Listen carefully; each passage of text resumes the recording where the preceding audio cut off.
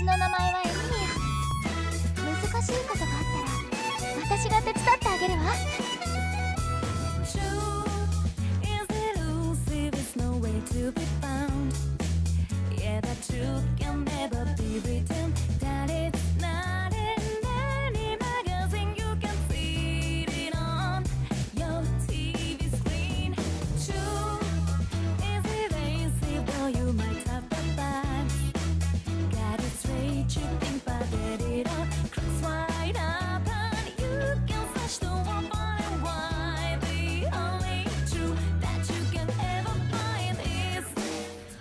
What's going on, guys? We're back with another Epic 7 video. Today, we're going to go over Emilia, who is, in my opinion, the best Soul Weaver in the game. The second best Soul Weaver being DN. Now, why is it that Emilia is one of the best Soul Weavers in the game? Well, as you saw in the past tournament that just happened a couple days ago in that creator battle, she was one of the most highly contested picks. She was either picked or banned in almost every single game, and the reason is because of her S2. If we look at her S2 right here, this is what makes Emilia really insane. What it does is it grants a blessing to an ally, except for the caster, first of all dispelling 2 debuffs, and then increasing attack for 2 turns, before increasing combat readiness by up to 50%. And then it also increases her combat readiness as well by another 25%. So she gives herself a 25% boost and gives an ally a 50% boost plus an attack boost. And it dispels the 2 debuffs first. Now, her S3 is also very good. Her S3 uses spiritual arts to dispel 2 debuffs from all allies before recovering health and granting a barrier for 2 turns. Amount recovered and barrier strength increases proportional to the caster's max health. So, she'll cleanse 2 debuffs from all of your team on a 4-turn cooldown. That is very good. As you know, there's plenty of debuffs in the game, and most characters put exactly 2 debuffs on. So, she cleanses 2, which is perfect. Now, I forgot to go over the Spirit's Blessing is only a 2-turn cooldown as well. So, it's very quick. You're going to be using your S2, then you're going to want to use your S3. And then when your S2's back up, you just use that again, and then you just keep rotating that over and over again, giving your DPS more and more turns, and getting more and more combat readiness boosts, giving you more and more souls. And at the same time, you're going to be out sustaining, out turning, and she does so much. So, as you saw, that's the reason why she was picked or banned so much in the past tournament battle that happened last weekend. Now, let's go over her stats on why exactly she's so good. Like I said, her speed is the key right here. Speed is 103. Not too insane, to be honest, but when you think on RTA, it gives you that extra 15 speed right now. That bumps her up to 118 speed. That is pretty insane on a Soul Weaver. That boosts up your DPS. So that is specifically the reason why she is, in my opinion, the must-have best Soul Weaver in the game. Now, if you plan on playing any sort of PvP this year, she's going to be a must-have. If you don't really care about PvP too much, she's not as big of a must-pick. She's still very good in PvE, don't get me wrong, but she shines best in PvP for sure.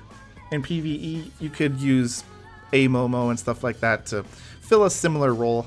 PvE isn't as difficult, but in PvP, definitely there's no replacing Emilia. The only other replacement to Emilia is maybe Alots, which is nowhere near as good as Emilia. So, now, let's go over her Molagora investment. What kind of Molagoras are you going to need?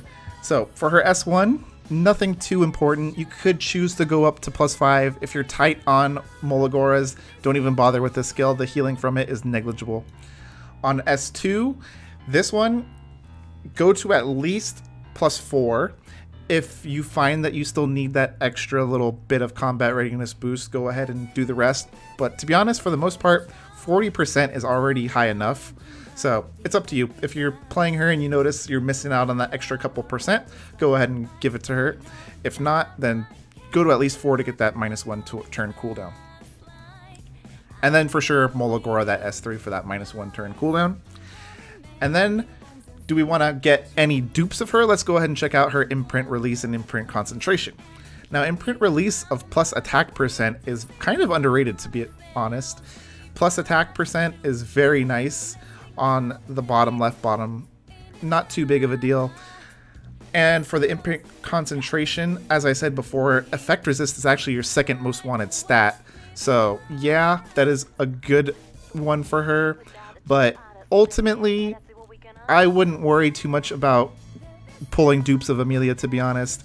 In my opinion, the characters that you want to worry about getting dupes on are ones that give crit rate and speed. Those are the highest value devotion skills that you can get. And now finally, once you pull that Emilia, the last thing we need to go over is how are you going to build that Emilia. First of all, let's go over the artifact that you're going to want to use. You're going to want to use the artifact that she comes with. Let's go ahead and view that real quick. The artifact that she comes with is going to be the best artifact for her. It is going to be Guardian Ice Crystals. What does Guardian Ice Crystals do? It increases your effect resistance by 15%, which is huge.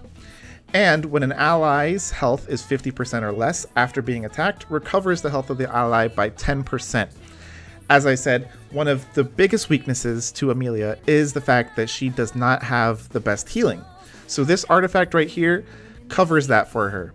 It will get plenty of the healing off since she's not going to be doing much of the healing herself. Her artifact will be coming in clutch for the healing for you. Now, as you see right here, it also increases proportional to the ally's max health. So if you're using an Aravi plus an Emilia, that's going to give that Aravi a very sizable heal since it's based off of the max health. Now, how are we going to build her as far as our equipment goes? We're going to want to focus on two things. We're going to want to focus on speed, and we're going to want to focus on effect resist. Now, speed, obviously, as you saw from her S2, you want to have her taking that turn 1 if possible. That way she can boost up your DPS and then destroy the whole entire enemy team. Now, if that's not possible, because again, there's some insane speedy boys in this game now, like C. Lilius and whatnot, you're going to also want to have to prioritize that effect resist. Now, you want to get that effect resist as high as you possibly can while keeping your speed very high as well. And if you want to have a good example why, I don't know if you guys saw that creator battle that happened the other day, but Ruel was picked in that creator battle, and what happened to that Ruel was she just got silenced over and over again by AOL. And if you're too slow, that's going to end up happening to you if you have low effect resist, and then your Emilia is going to be a useless pick. So make sure not only is she fast, but that she has high effect resistance. That way she can cleanse, because remember, she's your cleanser. On her S2 she'll cleanse, and on her S3 she'll cleanse.